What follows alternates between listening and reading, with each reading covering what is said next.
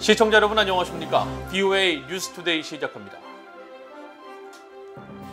전 세계 많은 나라가 신종 코로나 변이 오미크론 바이러스 여파로 전통적인 새해 기념 축제와 불꽃놀이 행사를 대부분 취소한 가운데 북한이 예외적으로 대규모 새해 축하 행사를 열었습니다.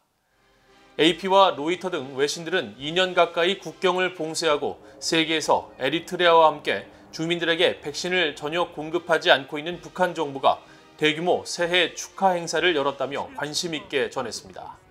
북한 관영 조선중앙TV는 앞서 31일 밤 11시부터 평양 김일성 광장에서 열린 새해 신년 경축 공연을 중계했으며 많은 인파가 광장에 빼곡히 운집한 가운데 여러 예술단체의 공연과 불꽃놀이 행사를 진행했습니다. 한국연합뉴스 등 언론들은 영하 10도의 강추위 속에서 행사가 열렸다며 북한 지도부가 심각한 경제난 속에서 내부 결속을 강화하고 민심을 달래며 희망적 분위기를 연출하려는 선전 의도로 풀이했습니다. 미국 NBC 방송은 북한과 대조적으로 이웃인 한국에서는 전통적인 보신각 제아이중 타종식이 2년 연속 온라인 행사로 진행됐고 여러 해돋이 장소가 폐쇄됐으며 4인 이상 사적 모임을 제한하는 엄격한 거리두기 조치를 2주 더 연장했다고 전했습니다. 북한 지도부가 코로나와 정치적인 이유 등으로 세계에서 유일하게 2년 가까이 국경을 봉쇄하면서 지난해 무역뿐 아니라 외부 정보 유입도 거의 막힌 것으로 나타났습니다. 특히 한류가 올해도 전 세계적으로 인기를 지속했지만 북한 정권은 그 어느 때보다 사상 통제와 처벌을 강화해 주민들의 의식이 더 고립됐고 한국 정부의 대북전단 금지법이 이를 더 부추겼다는 비판도 나오고 있습니다. 안소영 기자가 보도합니다. 한국의 이민복 북한 동포 직접 돕기 운동 대북 풍선단장이 2021년 한 해를 되돌아보며 자신의 인터넷 사회관계망 서비스에 올린 글입니다. 전 세계에서 라디오와 인터넷이 차단된 유일한 국가, 북한에 사는 주민들은 21세기 노예나 마찬가지라며 한국 정부의 대북전단 금지법 시행은 그나마 이들에게 보낼 수 있었던 희망의 메시지조차 막아버렸다는 내용입니다. 북한이 코로나 등을 이유로 국경을 봉쇄하고 외부와의 인적, 물적 교류를 차단한 지 거의 2년. 북한 지도부는 전 세계 인기몰이의 중심이었던 한국 드라마와 영화, 음악 등 한국 문화 콘텐츠가 북한에 들어오지 못하도록 그 어느 때보다 안간힘을 쏟았습니다. 한류로 불리는 한국 문화 유입이 북한 주민들의 의식 등 비판적 사고 능력을 키워 체제를 흔들 수 있다는 우려 때문입니다. Because of COVID, because of sanctions and things like that, the country is really kind of on a knife's edge in terms of the regime's control of the population. Of course, anything coming in from the outside world, especially from South Korea, is going to be a potential threat to the regime. They're going to see it in a very negative light. 북한 정권이 신종 코로나를 핑계로 주민들에 대한 중국식 문화 대혁명을 시작했다는 분석도 나옵니다. 지난 10년간 북한의 장마당이 운영되면서 많은 분들이 이제 해외에서 들어오는 정보들을 보고 또 한국의 드라마나 영화 또 해외 다른 영화들을 보면서 북한이 지금까지 북한 주민들한테 전해오고 싶었던 사회주의가 최고 지상낙원이라는 이것이 다 거짓임을 북한 주민들이 많이 깨달았기 때문에 이제 북한 정권 자체가 이제 한국 문화로 이제 북한 주민들이 또 다른 자유 세계를 맛보는 것을 두려워하고 있거든요. 북한 정권이 한국 문화 콘텐츠를 유입 배포하는 주민을 처형하고 단지 시청했다는 이유만으로도 최대 15년형의 노동 교화형을 선고하는 반동사상 문화배격법, 청년들의 사상을 억누르는 청년교양보장법 등을 채택한 것도 이 때문이라는 지적입니다. 북한 장마당 세대로 미국에서 국제 갈등 분석 해결학 박사 과정을 밟고 있는 이성주 씨는 김정은 위원장이 직접 인간 개조론을 언급할 정도로 주민들의 사고를 억압하고 있다며 이는 김정은이 당면한 위급성과 북한이 세계 최악의 인권 탄압국임을 동시에 증명해 준다고 말했습니다.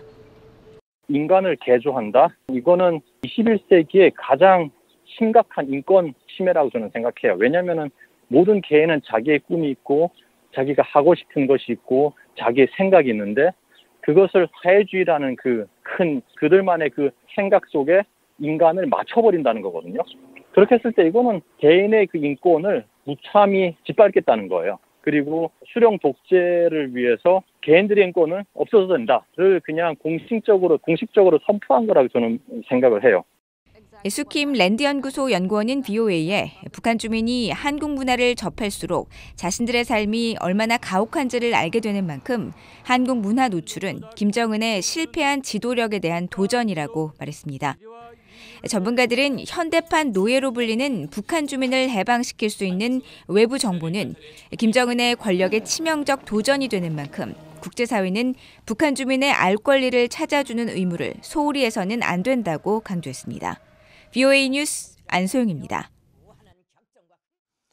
미국과 영국에 정착한 탈북민들은 2022년 새해를 맞아 국제사회가 북한의 심각한 인권 문제 개선에 더 초점을 맞출 것을 촉구했습니다.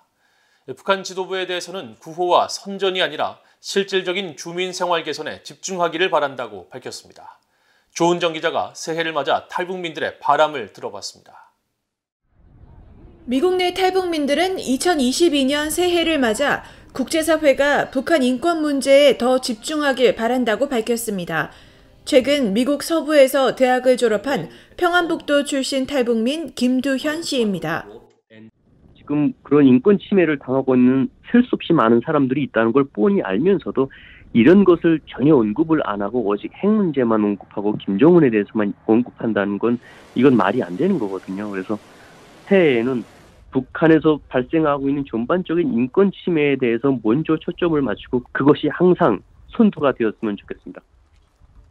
2014년 탈북해 난민 지위를 받고 미국 중서부에 정착한 김마태 씨도 바이든 정부가 북한과 외교를 추진하면서 인권 문제도 다뤄야 한다고 말했습니다. 북한과의 대화도 하지만은 동시에 인권 문제와 가지고서도 좀 노력을 할 수 있지 않겠는가. 북한 정부가 그렇게 개선되지 않으면은 정부를 철저히 고립시키는 것도 한 가지 방법이라고 또 생각됩니다. 이달 말 영국 옥스퍼드 대학에서 열리는 유명 강연 행사에서 연설할 예정인 박지현 진검다리 대표는 탈북민 구출에 대한 국제사회에 적극적인 관심과 지원을 당부했습니다. 2022년에는 국제사회가 북한 주민들을 위한 인도주의적 지원도 중요하지만은 무엇보다도 그 사회를 탈출해서 나온 북한 주민들을 난민으로 구출하는 작업에 힘을 모아줬으면 좋겠고요. 탈북자분들을 그렇게 구출을 함으로써 그러한 희망의 메시지가 북한으로 들어갔으면 좋겠어요. 북한 지도부가 2년에 달하는 비정상적인 국경 봉쇄를 풀고 경제난에 시달리는 주민들을 위해 실질적인 정책 개선에 나서야 한다는 목소리도 나왔습니다.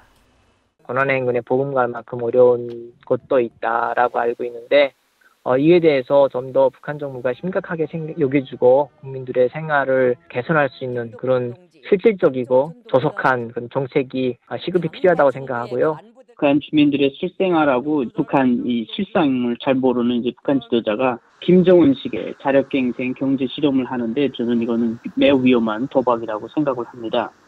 그래서 북한 지도자가 부디 자신의 안위와 향락보다 북한 주민들의 삶을 돌보는 개혁개방 같은 옳은 정책이나 결정을 하길 바랍니다. 탈북민들은 북한 주민들이 고난의 행군 이후 최악의 경제난 속에 잘 버텨주고 있어 고맙다며 새해 희망을 버리지 말길 바란다고 당부했습니다. VOA 뉴스 조은정입니다. 미국과 한국이 종전선언 문안에 사실상 합의했다는 정의용 한국 외교부 장관의 발언이 최근 다시 나온 가운데 전문가들은 종전선언 합의와 별개로 양국 간 입장차는 여전하다고 지적했습니다.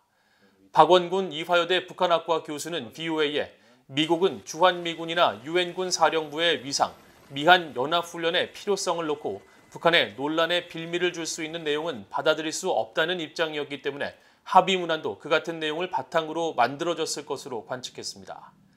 민간 연구기관인 한국국가전략연구원 신범철 외교안보센터장도 미한 간 정치적 선언 수준의 문안 합의는 어려운 일이 아니라면서 합의와 별개로 종전선언이 성사되기까지 어려운 과정은 그대로 남아있는 셈이며 북한의 반대나 중국의 입장 등을 전체적으로 고려할 때 문재인 정부 임기 내 종전선언은 힘들 것으로 전망했습니다. 한국 정부 산하 국책연구기관인 통일연구원 조한범 선임연구위원은 미국의 대북 정책과 종전선언은 북한의 실질적 비핵화에 초점을 맞추고 있고 북한 정권은 대북 적대시 정책과 이중기준 철회를 전제 조건으로 내세우는 만큼 미한 간 문안 합의와 별개로 미국과 북한 간 입장차도 여전하다고 지적했습니다. 2021년 미국 의회에서는 북한 문제가 과거보다 주목을 받지 못했지만 한국 정부의 대북전단 금지법 등 표현의 자유 논란에 대해서는 초당적인 비판이 이어졌습니다. BOA가 지난해 출범한 117대 미국 의회의 외교 관련 의제와 청문회 등 행사 등을 살펴본 결과 주요 현안은 중국 문제였으며 이어 러시아와 이란 문제, 아프가니스탄 철군 문제 등이 자주 다뤄졌지만 북한 문제는 큰 관심을 받지 못했습니다. 특히 2021년 최종 의결된 의회 내 한반도 안건은 전체 12건 가운데 하원의 미북 이산가족 상봉결이 1건에 그쳐 한반도 안건 12건 가운데 4건이 처리된 전년에 비해 4분의 1 수준인 것으로 나타났습니다.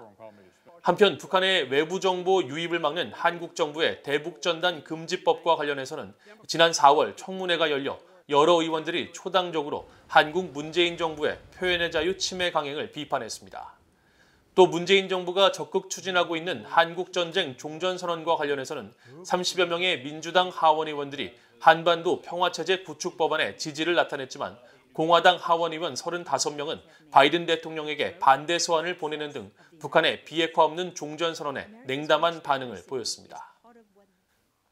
이상으로 BOA 뉴스투데이를 모두 마칩니다. 시청해주신 여러분 고맙습니다.